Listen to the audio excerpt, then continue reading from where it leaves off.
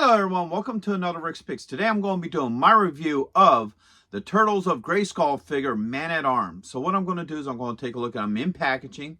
Then I'm going to take a look at the figure and his accessories. And then I'm going to give you my thoughts on them. And also this week I'm going to be doing reviews on Donatello and He-Man from the same line. So check those videos out as well. And if you like any of these videos, check out my Masters of the Universe playlist. Hit that thumbs up, share, and subscribe. They're small clicks for you, but it really helps this channel grow. So, without any further ado, let's get to the review. Alright, so here he is in packaging. I like the packaging for this. So you have He-Man on one side, Leonardo on the other side. Now, I'm noticing a theme here. Like, if they're considered a bad guy, I noticed with, like, the He-Man figure, because he's mutated and evil now, they have a picture of Skeletor and Shredder on it, where it looks like everybody who's a good guy has He-Man and Leo on the corner. So I think that's pretty neat. So, you know, people can differentiate who's on what side if you're not familiar with one franchise or the other. Because somebody playing with, you know, collecting these may be more familiar with the Masters of the Universe and not the Turtles, or vice versa. So that's pretty interesting. So you got your Turtles of Grayskull logo, his name. All right, you get this bluish green exploding rock, which is very similar to the, you know, classic Masters of the Universe exploding rock, just, you know, more colorful and vibrant. I kind of really like that. You got your Masters of the Universe logo here, your Teenage Mutant Ninja Turtles there. Spin them around. All right, so now you get this picture of Man-at-Arms fighting Krang. And I don't think Krang's out yet, or he might be an exclusive figure, but this is really cool. I like this art, you know, and that's just common with the Masters of the Universe, you know, figures. They always got this beautiful art. All right, you got the Masters of the Universe logo here, Teenage Mutant Ninja Turtles, all the other figures that are part of this line, and then some of his play action. You also have, you know, your legal down here. Now, the difference with this card back than the other two figures is that this is an international figure. And usually what they do with the international ones is, you know, it's in multi-language. So you got this little explosion here where it has, you know, multilingual stuff, opposed to the other two who are the American ones. So they had, like, you know, it said in the corner, comic book inside and what have you. So this has multilingual. And usually with these particular figures, all right, when you get the international ones, their comic books won't have any words in them. It'd just be, you know, just the pictures, and you don't get any, you know, words inside. But usually that won't affect you too much, because most of the time figures of the same wave all have the same book. So if you get an international and then you get an American one, one will just have pictures and the other one will have the pictures plus the bubbles with words. So with all that being said, let's open him up and see what he's about. So here we have him out of box. He's a good looking figure. There's a lot of neat attention to him. So first off, let's give him the rotation. All right. You got that side of him. The back. And then the front. All right, so now there's a lot of differences between him and your normal Man-at-Arms. So what they did was they gave him a more samurai look to him, all right? So they extended down his helmet. So let's get a closer look at some of this.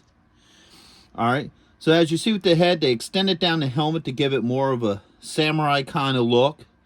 The same with his belt here. They added these pieces here. And also on his feet, as you can see, they gave him the toe knock. You know, right between the big toe and the other toes, which most ninjas and samurai used to have back in the day.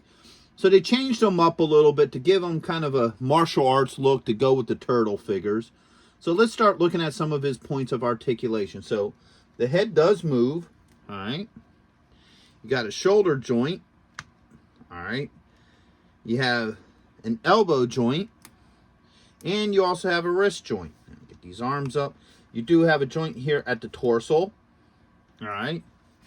You got a thigh joint, a knee joint. All right, a swivel at the top of the boot. And you also have an ankle joint. Okay. Now, just like the other He-Man figures and what have you, he does come apart, so you can you know, switch his stuff around just like any of the other Origin figures. So overall, so far, I think he's a decent looking figure. All right, so now he comes with a couple of goodies. First off, he comes with, you know, an extended version of his Warhammer. All right, but they mixed it up with Donatello's bow staff. So as you can see here, you got an extension to it, and you even have like a kind of a turtle shell design on the top of it. All right, he comes with a shield, which is very turtle-ish. Okay. He comes with a shoulder piece. All right. I believe this is a leg guard. Yeah, that's a leg guard. All right. And he comes with this leg guard. So no, I'm wrong. This is actually an arm guard. This is actually an arm guard. And then this is a leg guard, okay? Now, he also comes with a comic. But now, remember, I said that he was an international figure. So what happens is he has the comic just like everybody else. But as I said earlier, let's open it up.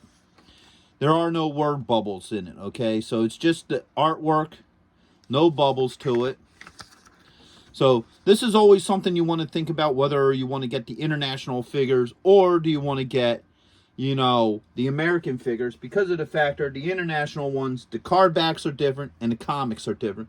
But it's still the same figure. They still go for around the same price. So, and if you do get like one figure that is international, don't really worry about it, because if you get anybody else in the line, they all have the same comic. So you can get one with word bubbles and then you can have one without. So it's all a matter of preference. So let's start looking at some of this stuff, all right? First off, let's put his arm shield on. That just slides right in there. No issues. All right? And you got the wrist part. All right?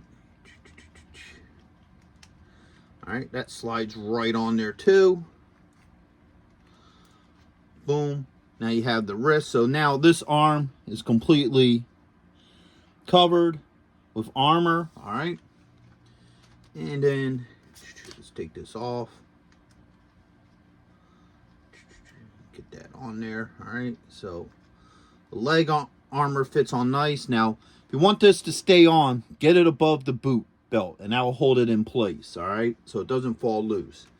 Now, going by how his armor's set up, you would want to put his shield in on this side, because this is the defense side. All right, so if he's blocking attacks and stuff, he has all his armor on this side. So it only makes sense to put the shield on this side. So let's see how well this works.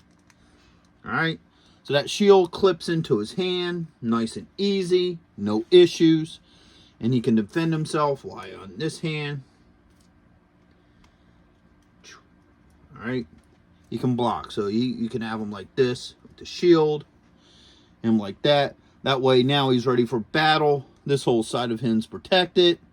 And he has his weapon of war in his hand. Now, there's something about his club here, all right? So here is the club from Donatello, all right? Basically the same design. You got the turtle style head up here.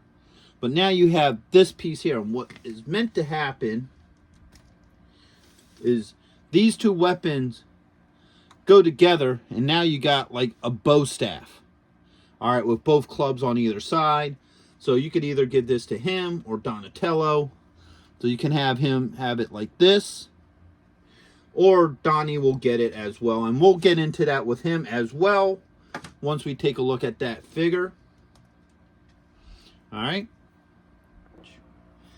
And one more thing I forgot about this guy. So you can take his shield off. You spin him around to the back, and the shield sits underneath this mane here and hooks onto the back here. Really nice, no issues, and it kind of gives him that turtle kind of look to him.